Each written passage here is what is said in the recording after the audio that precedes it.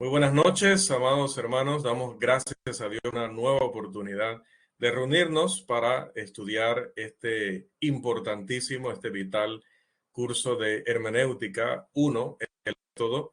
Específicamente hoy damos inicio a nuestra lección número 3 que lleva por título Obligatorio por implicación. Obligatorio por implicación.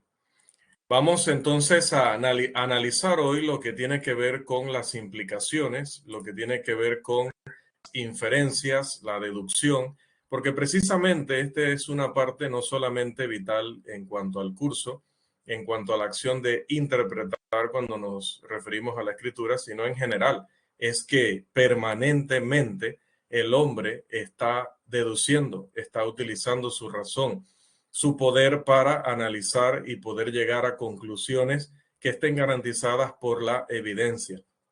Digo que generalmente se hace o que constantemente se está haciendo, pero no digo que en los temas más importantes se aplique, porque muchas veces cuando más importa, cuando más debe interesar, cuando más se deberían esforzar, quizá menos se hace. Así que con decir que lo hacemos siempre o lo estamos haciendo constantemente, me refiero a que no podemos existir, no podemos ser seres pensantes sin estar analizando lo que está a nuestro alrededor, interpretando y entendiendo, deduciendo.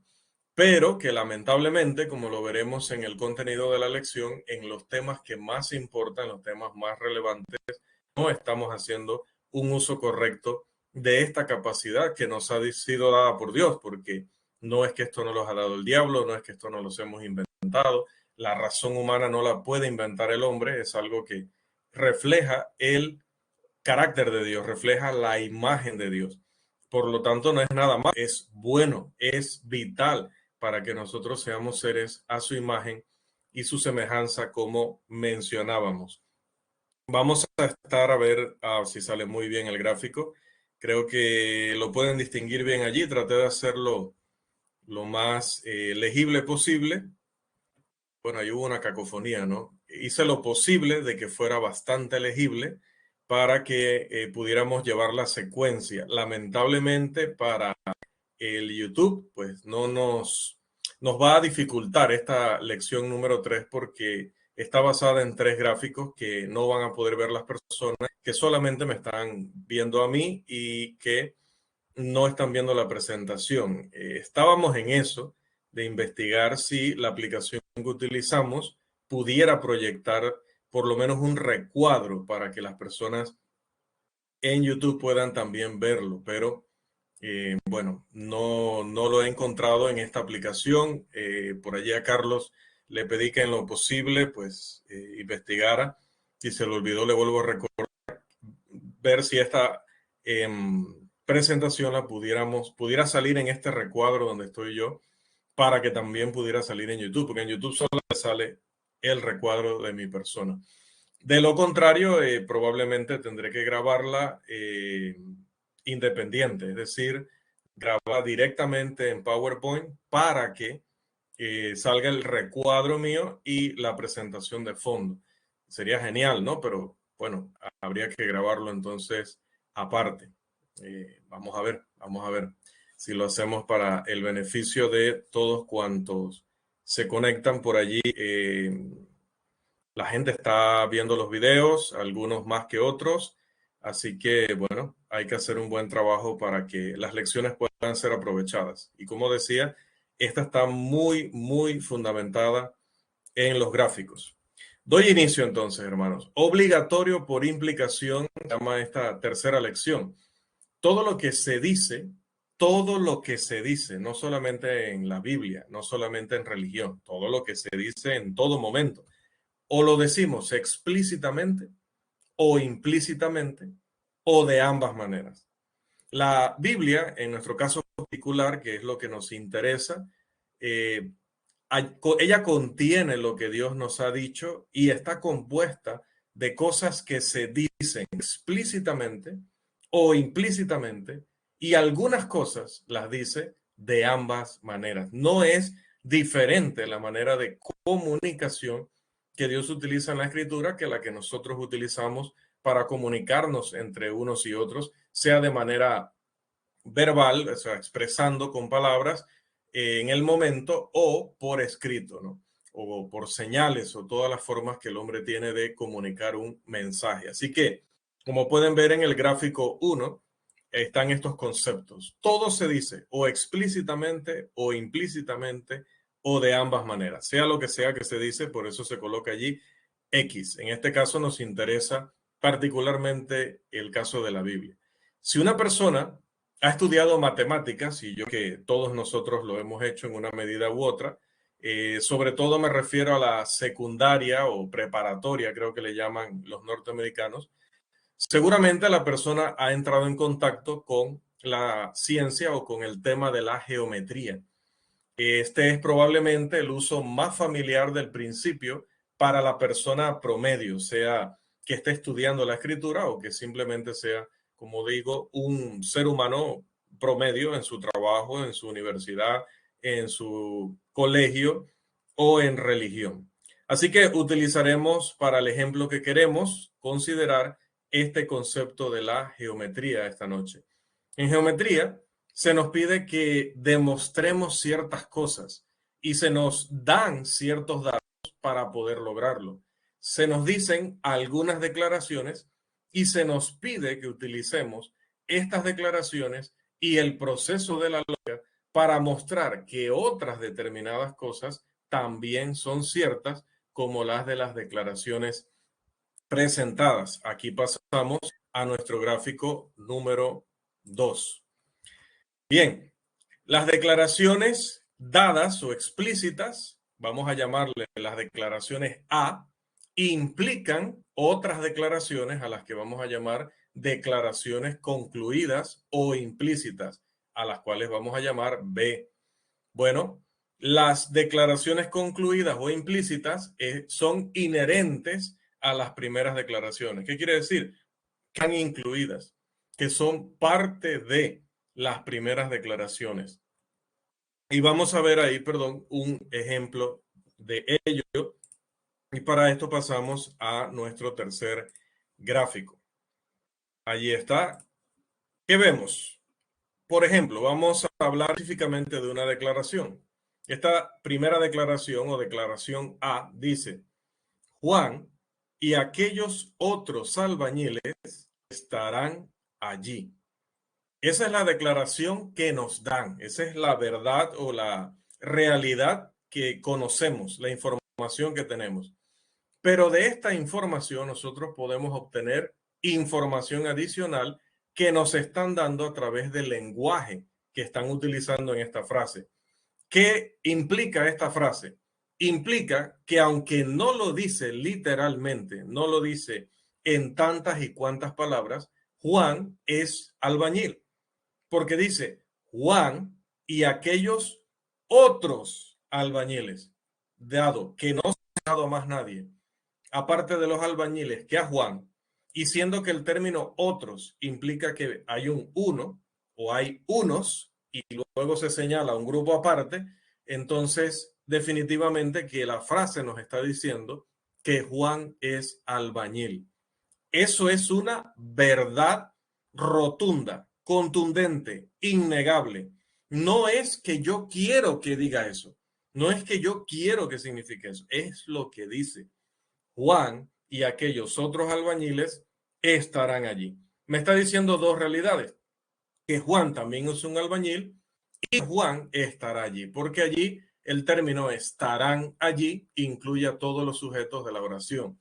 Incluye a los albañiles, que son los últimos mencionados, pero también a ese otro que es albañil igual que ellos y que, al igual que estos, estará allí. Así que lo que tenemos en el círculo número 2 está implicado, está incluido, está contenido en la declaración que estamos leyendo allí. Entonces, cuando nosotros leemos una declaración directa, debemos saber que no solamente se nos está diciendo algo precisamente de manera explícita, de manera directa, sino que esa misma expresión nos está diciendo algo implícitamente, nos está dando información adicional que no está tan clara, o sea, no está tan evidente, no está especificada en tantas y cuantas palabras, pero que haciendo un pequeño, no muy grande esfuerzo de razonamiento, yo puedo encontrar esas otras realidades. Las declaraciones que nos dan son declaraciones explícitas. Luego es nuestra tarea mostrar que implícitas en estas declaraciones dadas están las verdades que nosotros queremos demostrar.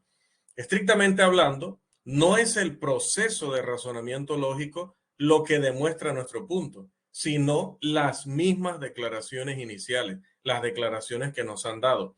Nuestro proceso está diseñado únicamente para mostrar que las declaraciones concluidas realmente están implicadas en las declaraciones dadas, que nosotros no estamos inventando, ni añadiendo, ni agregando, ni tergiversando la primera declaración. Un conjunto de declaraciones, sin importar quién las exprese, puede y normalmente implican otras declaraciones. Dios nos ha dado un conjunto de declaraciones que forman las declaraciones explícitas de la Biblia. Las declaraciones explícitas, a su vez, implican otras declaraciones. Entonces, podemos hacer una declaración completa de lo que Dios dice en la Biblia si tomamos en cuenta no solamente lo que dice, sino también lo que implica eso que dice directamente. Porque Dios dice todo lo que Él dice explícitamente en la Biblia y adicionalmente, Él dice todo lo que está implicado en lo que ha dicho explícitamente.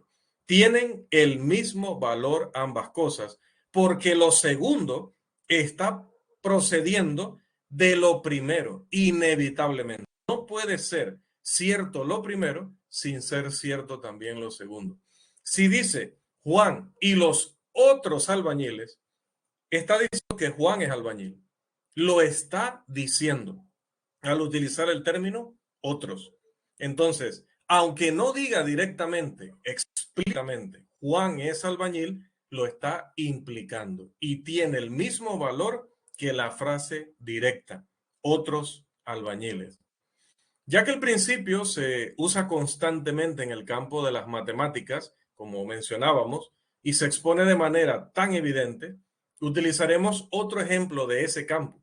Vamos entonces a nuestro siguiente gráfico para que veamos un ejemplo ya que de pronto vamos a recordar un poco nuestro colegio, nuestra escuela primaria, cuando nos explicaban estas cosas, sobre todo en el colegio. Noten, supongamos que yo les hablo de una cierta figura a la que vamos a llamar la figura S, S como Siria, ¿no? Bien, y vamos a decir que esa figura S tiene las siguientes propiedades. Como ven allí, primero, es un cuadrado.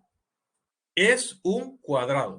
Esa es la información que yo le estoy proporcionando a usted o que me han proporcionado a mí. Y número dos, que uno de sus lados tiene 3 pulgadas de largo. ¿Ok? Esa es la información que tenemos. Uno es un cuadrado. Dos, uno de sus lados tiene 3 pulgadas de largo. Es muy importante que nos demos cuenta de que al mencionar estas dos propiedades, también estamos diciendo o nos están diciendo que el perímetro de la figura S es de 12 pulgadas. Al decirnos, repito, que uno de sus lados mide 3 pulgadas y al decirnos que es un cuadrado, nos están implicando o está implicado, nos están diciendo que esta figura tiene un perímetro de 12 pulgadas. Estoy seguro de que mucha gente no se ha dado cuenta de que dije esta última verdad, ya que la expresé implícitamente en las dos primeras declaraciones. Pero sea que la gente se dé cuenta o no se dé cuenta, yo lo dije. Dije lo que dije explícitamente y dije lo que impliqué en esa frase explícita. Comprender las primeras declaraciones simplemente es una cuestión de lenguaje. La primera palabra que se debe definir, porque todo es definición, lo hemos dicho siempre en cada estudio, en esta escuela, todo se basa o todo empieza con estar claros en las definiciones de los términos. Entonces, la primera palabra que se debe definir en esa declaración, en la primera, es cuadrado. Probablemente todos sepamos cuál es la definición de cuadrado, pero por si la sabemos o no la recordamos con precisión, vamos a darla. Dice, es una figura que tiene cuatro lados iguales que forman cuatro ángulos rectos. Bien, es una figura que tiene cuatro lados iguales. Así que en la primera declaración, es un cuadrado, estoy diciendo, la figura S es una figura que tiene cuatro lados iguales que forman cuatro ángulos rectos. Bien, la primera palabra que debe definirse en la segunda declaración es perímetro. ¿Ok? Y no es más ¿qué es perímetro? No es más que la línea o conjunto de líneas que forman el contorno de una superficie o una figura. La suma de todas las longitudes de este conjunto de líneas. Entonces, cuando ya cuento con el significado de las dos declaraciones dadas, aprendiendo la definición de los términos, en otras palabras, entendiendo el lenguaje en el cual se hicieron las declaraciones, entonces, mediante la lógica, determino lo que implican esas declaraciones. ¿Qué implican? Sencillo. Si un cuadrado es, vamos a sumar ahora toda la información, si un cuadrado es una figura que todos sus longitudes, todas sus dimensiones, todas sus distancias son iguales. Y a mí me están dando la información de cuánto mide una de ellas. Me están diciendo que las cuatro son iguales. Al decirme que el lado de abajo mide 3 pulgadas, me están diciendo que el de la izquierda mide 3 pulgadas, que el de la derecha mide 3 pulgadas y el de arriba mide 3 pulgadas. Cuando multiplico eso, tengo un perímetro, es decir, la suma de todas esas longitudes, un perímetro de 12 pulgadas. Note que yo puedo extraer de esas dos primeras declaraciones estas informaciones. Primero, mide 3 pulgadas cada distancia. Dos, que todo el perímetro, que la suma de todas las longitudes de esta figura son 12 pulgadas. ¿Lo dice eso directamente o explícitamente en esas dos frases primeras? No lo dice así. Definitivamente que no lo dice así, pero lo implica. Y al implicarlo, también lo está diciendo. Esto es importantísimo para que nosotros podamos razonar correctamente en la vida, pero específicamente cuando interpretamos la escritura. Ahora, frecuentemente se oye decir que la Biblia enseña mediante inferencia. ¿Sí? Probablemente yo les puedo decir que quedaría más claro si utilizáramos la palabra implicación en lugar de la palabra inferencia. En general, una inferencia es lo que yo deduciría si percibo algo que usted ha implicado. Digamos que tenemos un comunicador y un comunicante. Ahora, el comunicante implicará y el comunicante, es decir, aquel que recibe la comunicación, esa persona tendrá que hacer una interpretación, va a tener que inferir. En cuanto al uso preciso de los términos, es necesario que estemos conscientes de que la implicación es la acción del que comunica y no del que recibe la comunicación.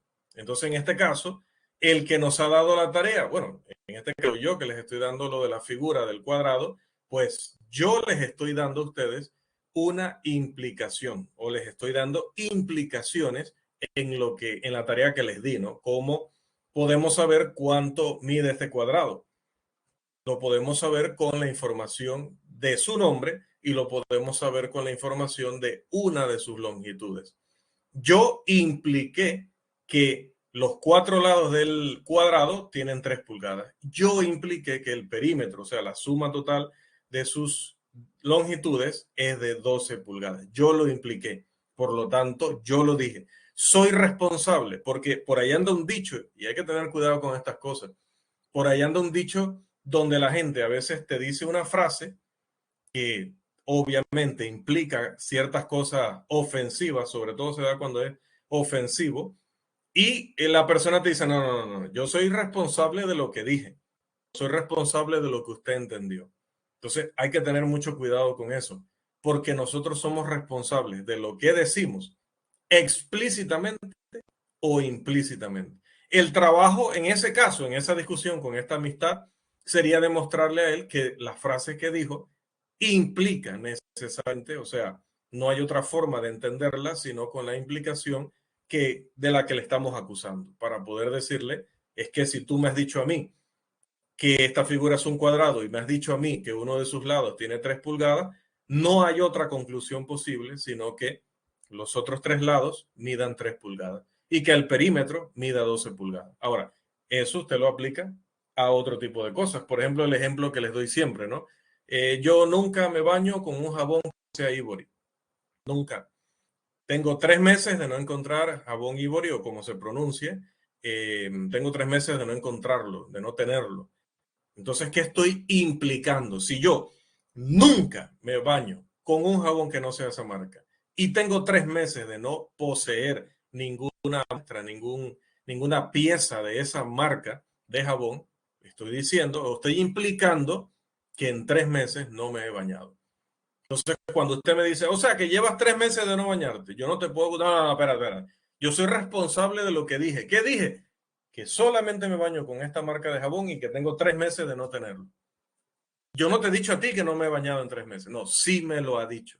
Porque si la suma de esas dos expresiones solamente puede dar como conclusión que yo no me he bañado, entonces yo he dicho que no me he bañado. Así no use exactamente esas frases.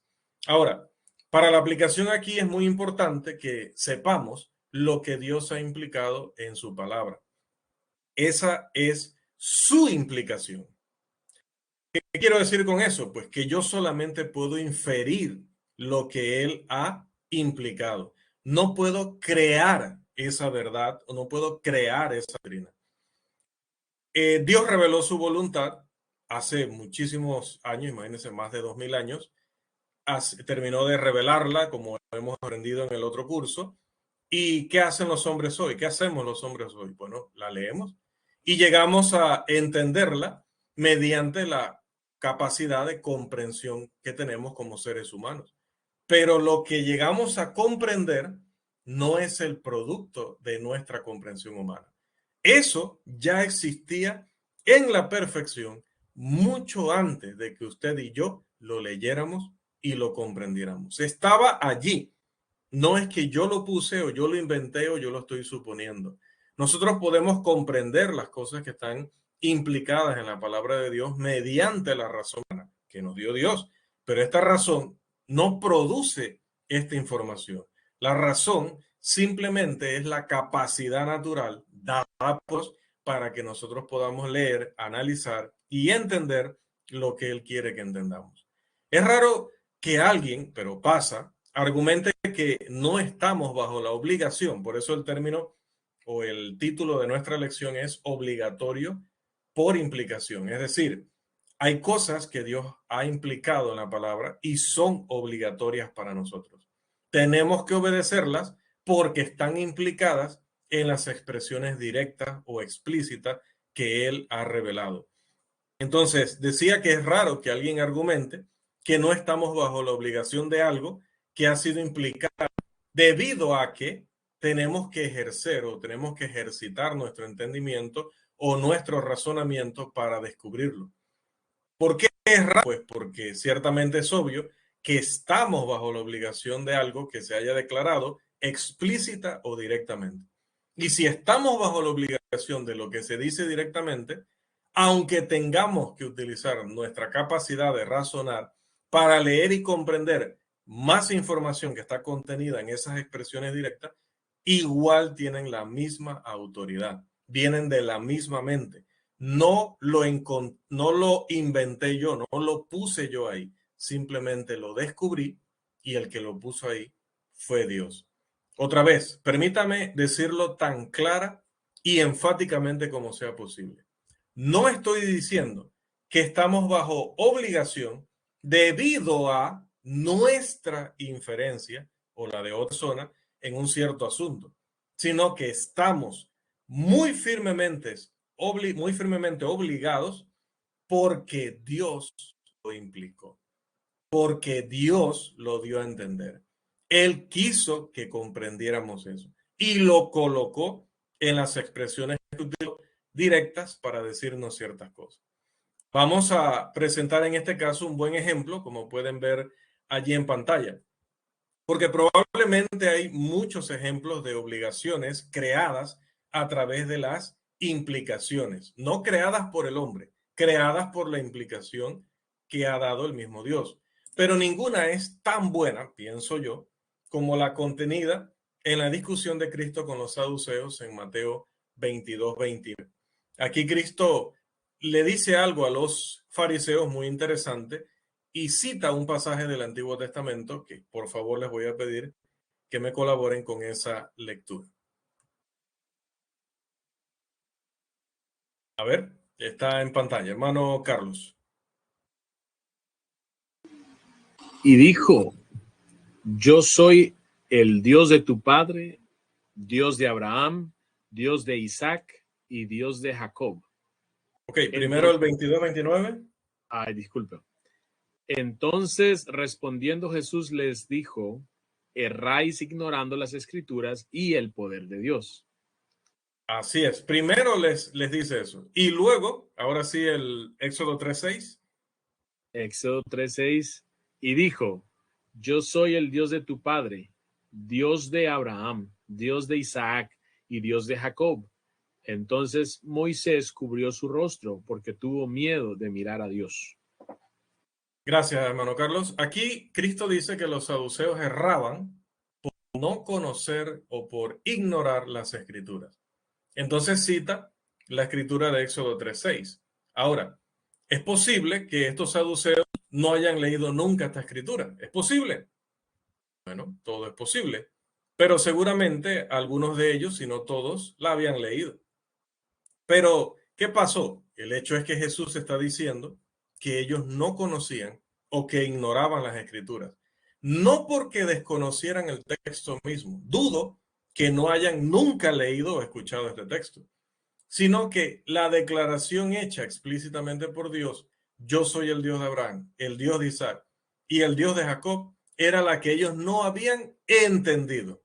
Es decir, no habían captado, no habían comprendido la implicación contenida aquí, la cual es que Abraham, Isaac y Jacob estaban vivos en el momento que se estaba diciendo esta declaración o se estaba haciendo esta declaración. De lo contrario, Dios estaría diciendo que era Dios de gente que no existía, de gente que estaba muerta. Y eso mismo dice Jesús, Él no es Dios de muertos. O sea, ahí se utiliza muerto como un sinónimo de alguien que no existe, que ha desaparecido, porque es que en este caso los saduceos principalmente, enseñaban que una vez que usted moría, pues quedaba animado. No había un espíritu, un alma, no seguía existiendo. Entonces, por eso le dice, Él no es Dios de la nada. Si dijo que soy, no dijo pasado, fui el Dios de tu padre Abraham, de Isaac y de Jacob. No dice fui, dice soy.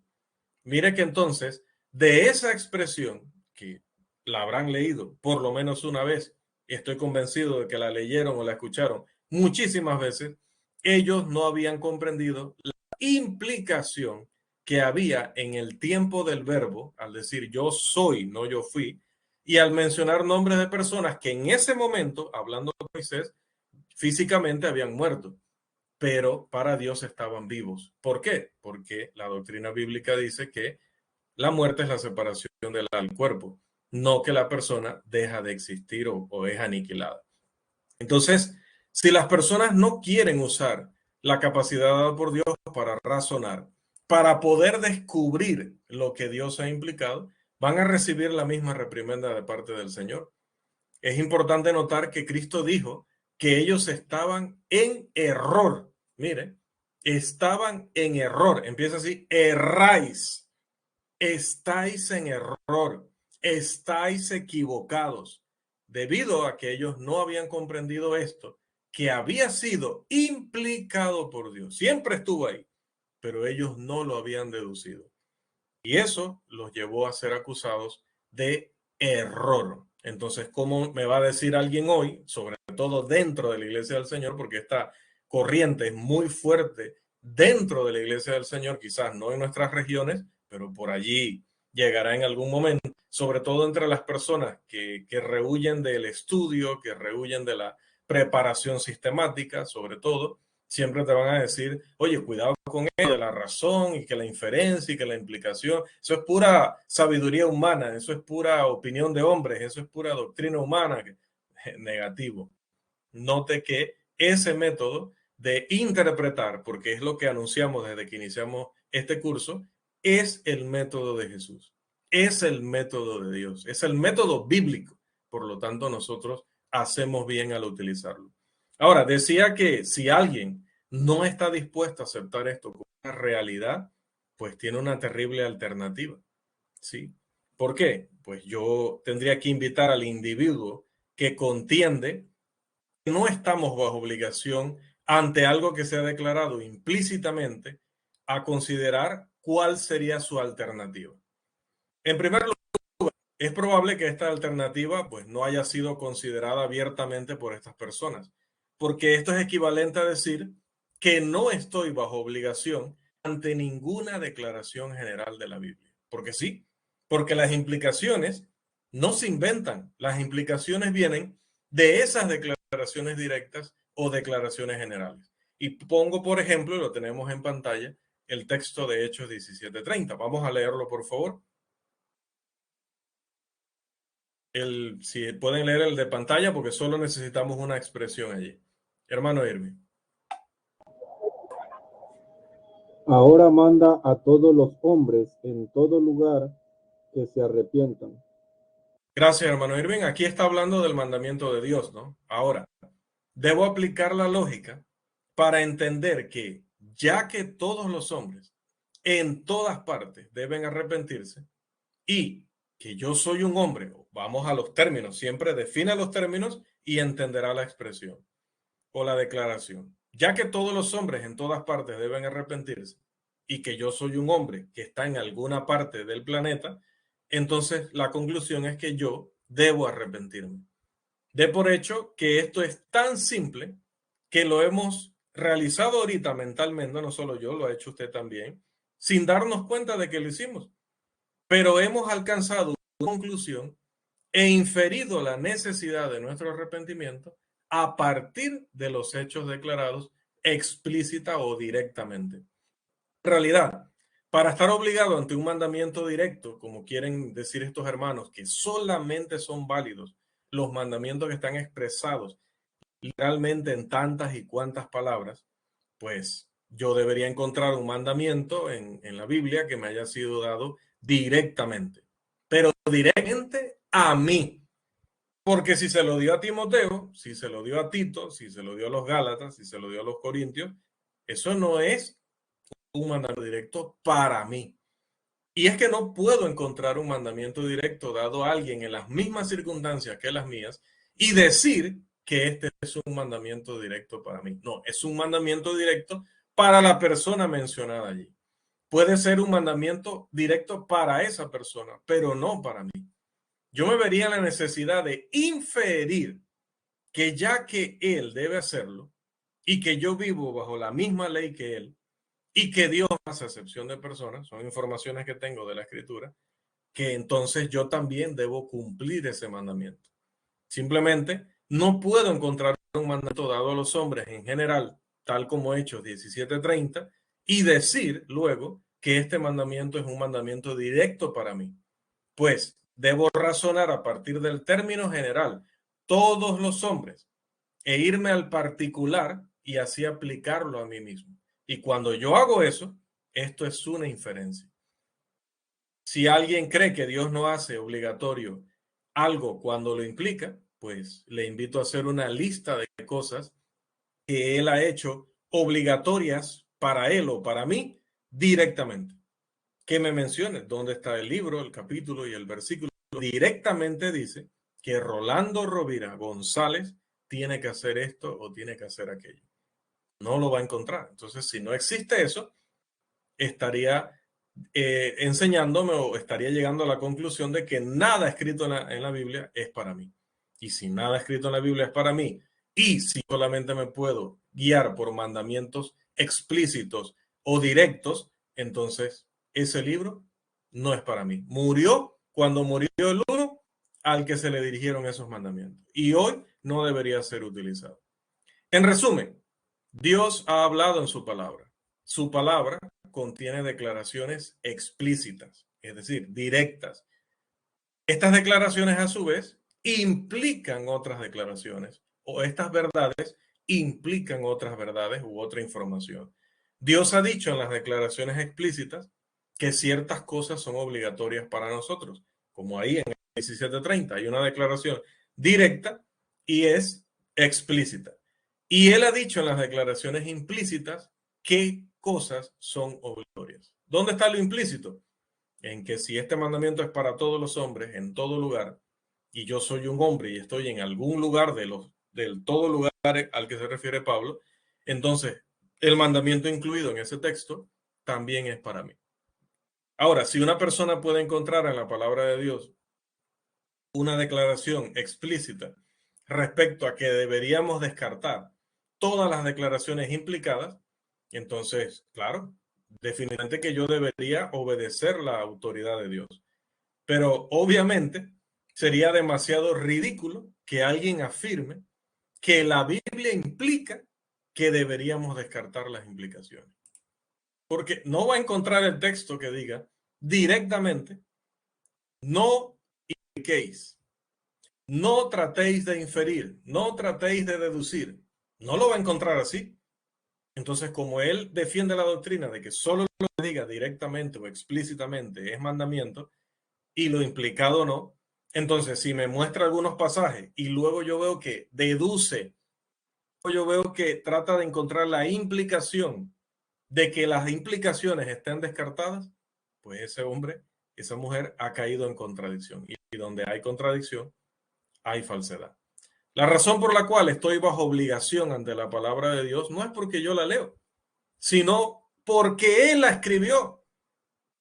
La razón por la cual estoy bajo obligación ante las cosas que están implícitas en su palabra no es que yo las inferí, sino que Él las implicó. Esa es la razón por la cual son cosas obligatorias. Bien, hermanos, esta es la lección número 3. Hasta aquí, preguntas o comentarios, porque vamos a aprovechar los minutos para avanzar un poco en la lección número 4, pero como la lección 3 es una lección bastante breve, bastante corta, bastante puntual, pues si hay algún comentario o aporte, obvio, no nos podemos extender mucho porque ya dije, vamos a aprovechar un tiempo más avanzando en la lección 4. Le agradezco que participe.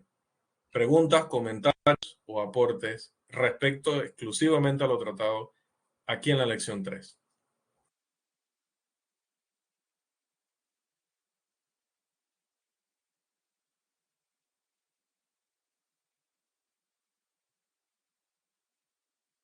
¿No los hay?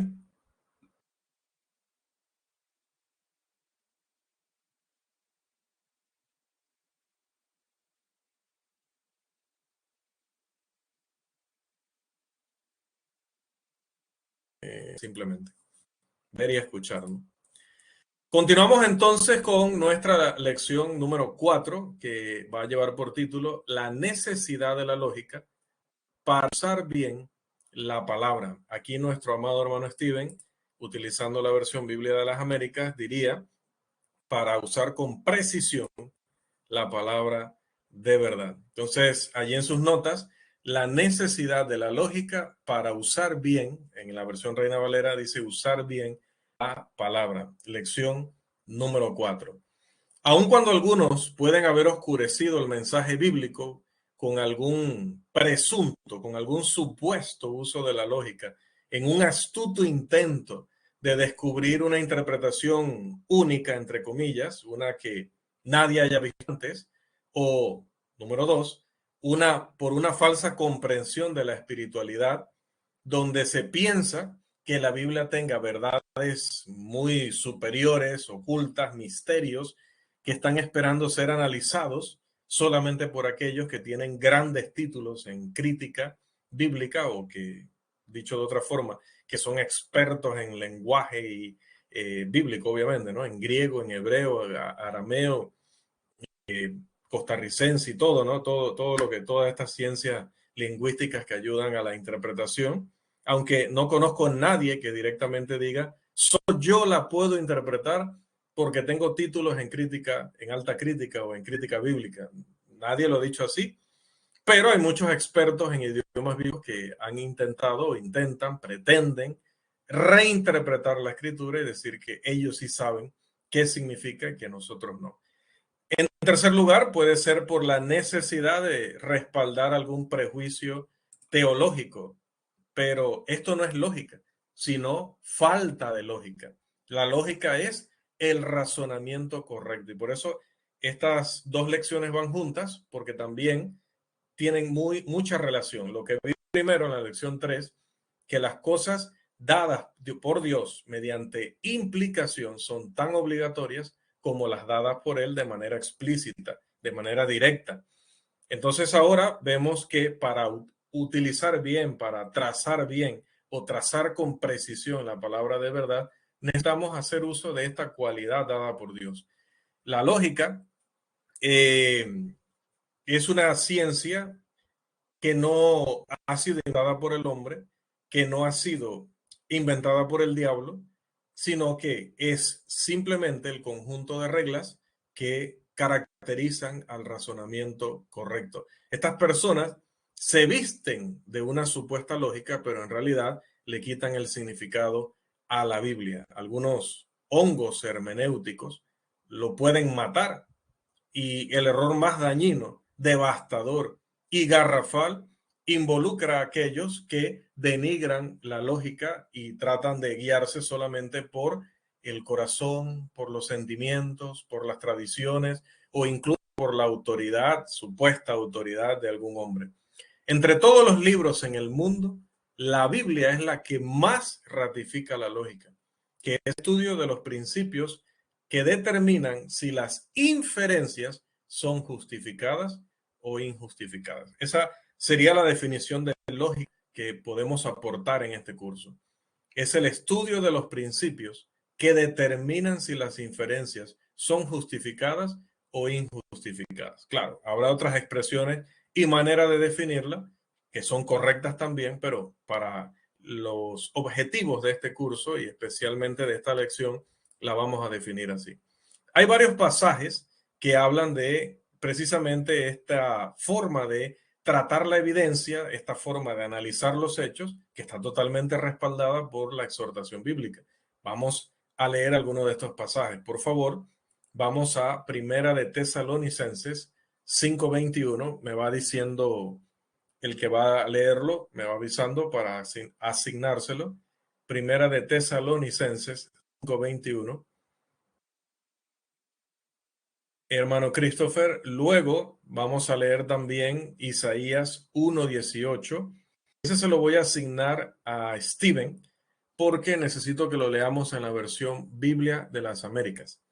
Isaías 1:18 en la Biblia de las Américas con el hermano Steven.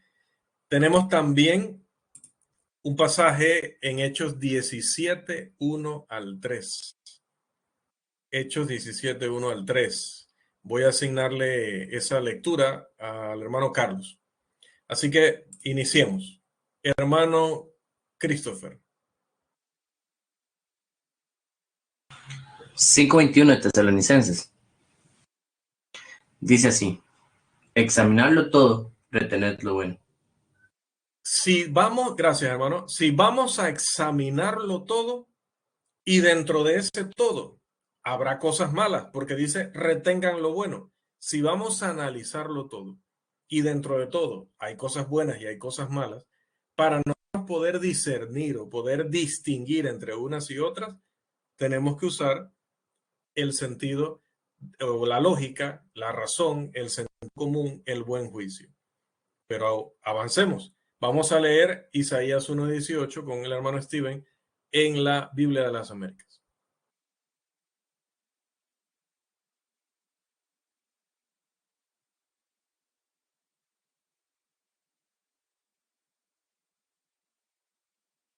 A ver, Steven, ¿se durmió Steven? ¿Christopher? Hermano, creo que Steven está como oyente nada más, por eso creo que está escribiendo las preguntas. Si me da un chance, voy a Ok, la Biblia de las Américas. perfecto. Ayúdanos, por favor. Isaías me dijo, ¿verdad? ¿Qué 1:18. capítulo? 1:18. Espérame un segundo, aquí atrás tengo las otras Biblias. 1:18 dice, venid ahora y razonemos, dice el Señor, aunque vuestros pecados sean como la grana, como la nieve serán emblanquecidos, aunque sean rojos como el carmesí, como blanca lana quedarán. Gracias, Christopher. Venid ahora y razonemos. ¿Quién ha dicho que el uso de la razón es antibíblico?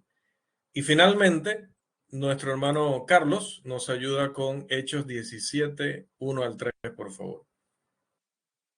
Hechos 17, 1 al 3 dice, después de pasar por Anfípolis y Apolonia, llegaron a Tesalónica, donde había una sinagoga de los judíos.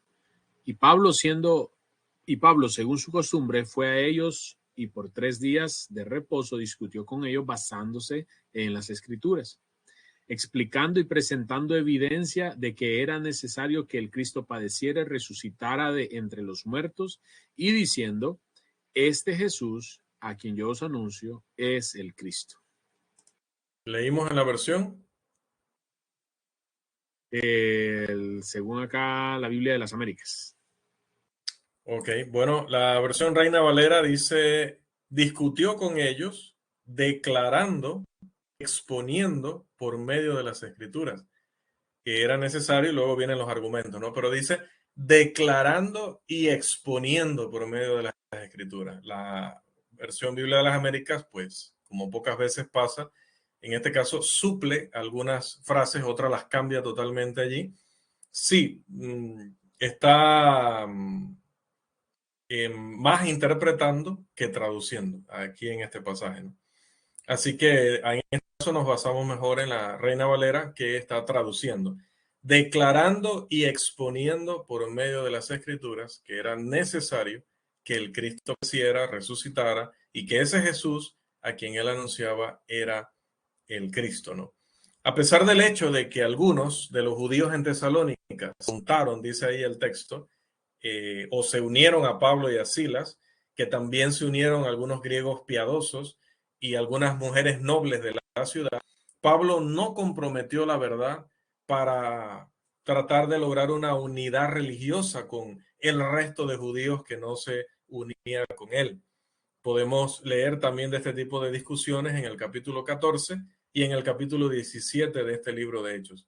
A todo lugar donde el apóstol iba, él razonaba con la gente, presentando lógicamente la evidencia, como dice la Biblia de las Américas, sobre cualquier tema espiritual, demostrando que esa evidencia estaba allí, que era verdadera, sea que esto resultara en que la gente se uniera o que le rechazaran, incluso le persiguieran, porque él sabía que la sinceridad sin la verdad condenará el alma de la misma manera que se condenará aquel que conoce la verdad, pero que no es sincero. Lea Filipenses 1:15 al 17, Juan 8:32, Josué 24:14 y Romanos 6:17.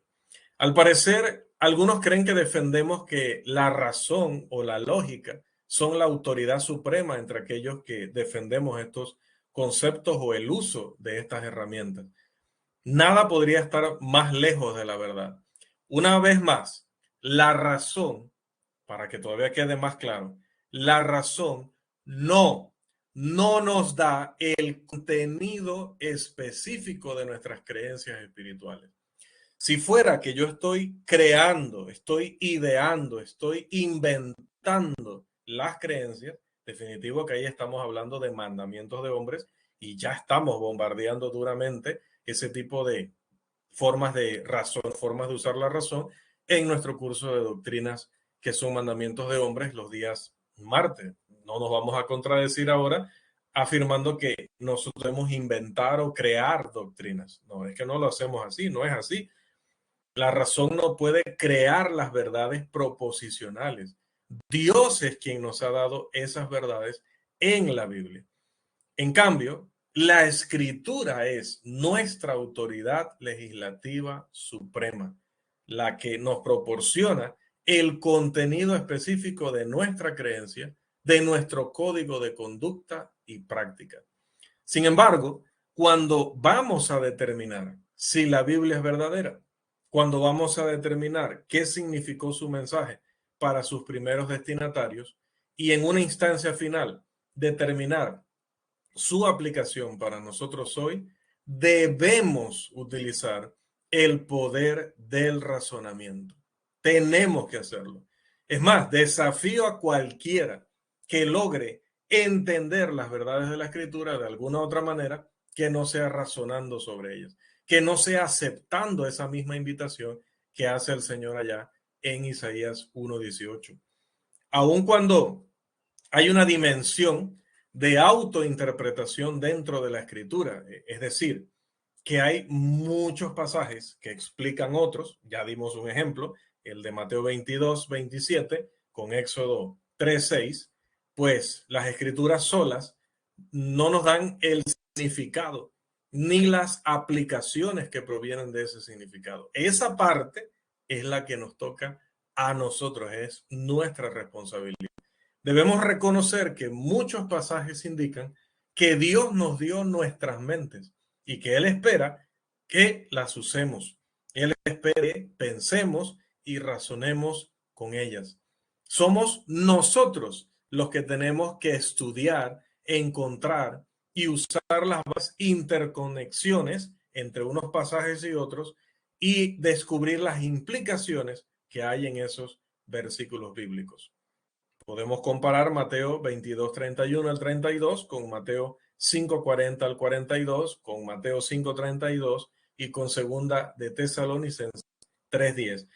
Porque lo que nos dicen todos estos pasajes es que es nuestra tarea, es nuestro trabajo aprender y obedecer la verdad que ellos enseñan, como también dice Hechos 17:11, Mateo 22:41 al 46 y Segunda de Timoteo 2:15. En gran medida, amados hermanos, la ética trata con las preguntas y los problemas acerca de los cuales no tenemos pasajes específicos o que sean explícitos respecto a esos temas. ¿A qué temas me refiero? Por ejemplo, el aborto, las drogas, la fertilización in vitro, el control natal y muchos otros que no están especificados de manera explícita en la Escritura, pero que tenemos que dar una respuesta ante ellos, que debemos tener una conducta a favor o en contra, y para saber cuál es la correcta, pues tenemos que deducir o razonar. Hermanos, Dios no imprimió ninguna concordancia ni diccionario bíblico en nuestro idioma, ni tampoco en el idioma de los autógrafos originales, ni nos dio una lista de cada falso profeta que ha venido al mundo o que vendrá. Solamente nos advierte que así será, como dice Primera de Juan 4:1. Tampoco explica lo que quiso decir específicamente el Espíritu Santo con los pecados involucrados en la frase y cosas semejantes a estas. Una frase que sigue a una lista específica de obras de la carne en Gálatas 5:19 al 21. Como tampoco Jesús explicó de manera explícita lo que le quiso decir a los fariseos con la frase y muchas cosas hacéis semejantes a estas, allá en Marcos 7:13. Pero le dio al hombre algo que es de acuerdo a su imagen y semejanza, una maravillosa mente con la cual razonar y evaluar la evidencia, no solamente en las cuestiones físicas, sino en los temas espirituales.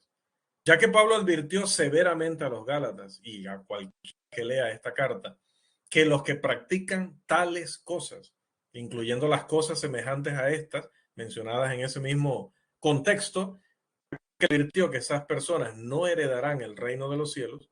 Entonces, como él no especificó, sabemos que pretendía que nosotros razonemos acerca de esa expresión y lleguemos a conclusiones que estén garantizadas por la evidencia. ¿Qué significa cosas semejantes a estas? Tenemos que saber qué significa, porque si no lo sabemos estamos en un serio problema, porque dice que quienes practican cosas semejantes a estas pues también van a tener el problema de que no heredarán el reino del cielo. Como yo no quiero estar en esa lista, voy a tener que dedicarme a estudiar qué significa cosas semejantes a estas.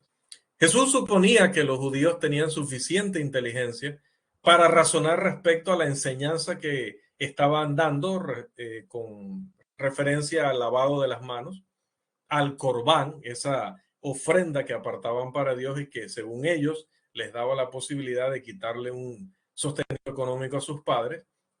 Cuando aplicaran esas mismas leyes o esa misma forma de razonar o de pensar a otras áreas, también hacían vana la palabra de Dios. Jesús declaró en Mateo 22:37, amarás al Señor tu Dios con todo tu corazón y con toda tu alma y con toda tu mente. Pedro les dijo a los cristianos del primer siglo que ciñeran los lomos de su entendimiento, primera de Pedro 1:13, y les aseguraba que él y los demás apóstoles no habían seguido fábulas artificiosas, sino que había evidencia indubitable, innegable, irrefutable, que prueba la verdad del evangelio que él predicaba. Segunda de Pedro 16 al 19. Desafortunadamente, muchas personas que afirman seguir a Cristo por medio de la Biblia, incluyendo algunos miembros, predicadores, profesores en la Iglesia del Señor, le temen al razonamiento, a la lógica y a la filosofía. Y cuando menciono filosofía, un término que ha sido demonizado incorrectamente, con este término pues nos referimos más que todo a la disciplina académica que involucra particularmente el estudio de la lógica y no a las filosofías huecas, a las filosofías vanas que Pablo señala ya en Efesios y Colosenses. Lo malo no es la filosofía, es decir, el estudio de las reglas del pensamiento lógico. Lo malo es que el hombre se excuse con la filosofía para inventar doctrinas y religiones. Aparentemente, algunos sienten que el cristiano debe sustituir el razonamiento con la fe. ¿Cómo es eso? Al usted decir eso o pensar eso, lo que está diciendo es que cuando uno se entrega a la fe, está abandonando su capacidad de pensar, su capacidad de razonar, su actividad, su rigurosa actividad mental. Y eso no es así. Ese punto de vista está pervirtiendo el significado bíblico de la fe y representa erróneamente tanto a la fe como al razonamiento. Porque si nosotros vamos a Hebreos 11:1, ese texto nos dice, es pues la fe la certeza de lo que se espera, la convicción de lo que no se ve. Certeza y convicción. No está hablando de abandonar nuestra manera de razonar. Más adelante dice, por la fe entendemos haber sido constituido el universo por la palabra de Dios. Y finalmente en el 4, por la fe Abel ofreció a Dios más excelente sacrificio que Caín. ¿Cómo puede alguien entender sin el uso de su mente? Es imposible. ¿Dónde ocurre la comprensión humana? En la mente, como se ve en Hechos 11:3, incluso en la teología natural disponible. La teología natural es lo que el mismo cosmos, el mismo universo nos enseña acerca de Dios, pues el contenido de esa revelación general a la que tiene acceso todo ser humano en una edad responsable, en una edad suficiente para deducir, para inferir, toda la información que está en el mundo, como dice Romanos 1:18, perdón, en adelante, toda esa información la ha puesto Dios ahí. El hombre simplemente la va a inferir. El hombre simplemente la va a deducir. En otras palabras, no habría deducciones lógicas posibles en la mente del hombre si no existiera el universo. Y si no existiera el universo es que ni siquiera existiría él, que es parte del universo. De hecho, la realidad es, la diferencia primordial entre el cristiano del Nuevo Testamento y el ateo o el agnóstico con respecto a Dios es que los cristianos han razonado, es decir, han reconocido las implicaciones o han hecho las deducciones correctas. ¿Sobre qué? Sobre el diseño del mundo, sobre la contingencia y el deber el sentido del deber moral que tiene el hombre, de notar al Dios invisible en las cosas visibles, como dice el texto. En cambio, los ateos y los agnósticos se envanecieron en sus razonamientos y su necio corazón, que es otra forma de decir sus mentes, fue entenebrecido. Por eso el Salmo 14.1 les llama correctamente necios.